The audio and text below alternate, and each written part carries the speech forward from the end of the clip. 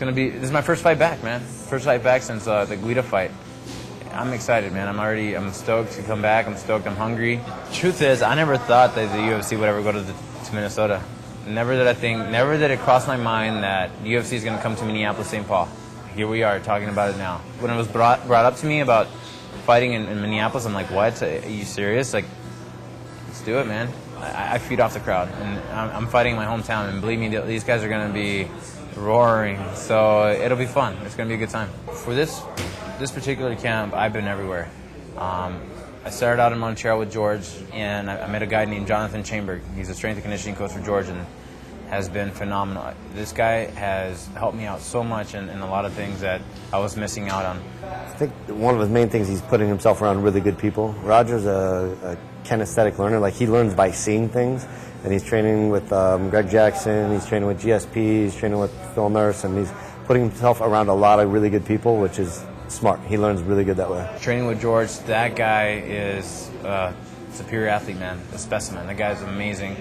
Not only that, he's a great human being, and more than anything, he's very, very helpful. He's always like, Roger, you should do this, Roger, you should do that, and you know what, to me, he's a world champion. I mean, I'm following his footsteps, I'm going in that direction, and I pay attention to what he does and what he says. All this traveling, I've been learning so much that I've been learning, and that I'm like, wow, I didn't know that. Wow, I didn't know that.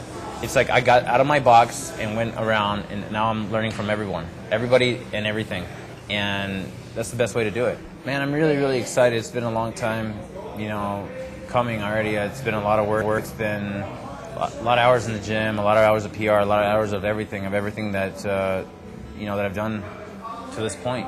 I'm gonna go there and finish Kenny off, and mad respects for the guy. He's definitely a phenomenal fighter. He's definitely a very technical fighter, very smart fighter. Obviously, Kenny's really good, and the obvious is the elbows. Everyone's like, watch out for the elbows. The guy's like razor blades and flying under his elbows or something.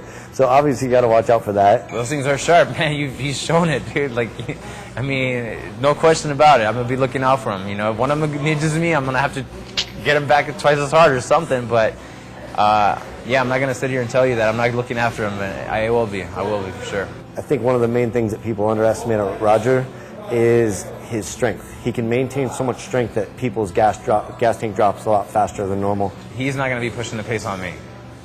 It's just not going to happen. You just can't do that. Clay was the closest ever, and he even got tired.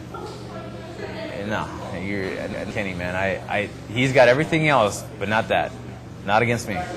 There's certain emotional fighters that worry me because they don't have a gas tank to back it. Those are the guys that go out there in the first 2 minutes, it's just everything they have, and then all of a sudden you're, whoa, whoa, whoa. Roger has a gas tank to back it, and he is a guy that always just finds a way to win. I've done everything that I could to get to this point, and what's left is going to be Kenny and fighting for the title and beating BJ. And, I'm telling him this, no disrespect to him, but he's got one more fight at 155 before he moves anywhere else. You want to fight the best guys in the world, and that's one of the things that I think he's one of the best. I think he's one of the best pound-for-pound guys in the world. And do not plan on going. He cannot go anywhere, man.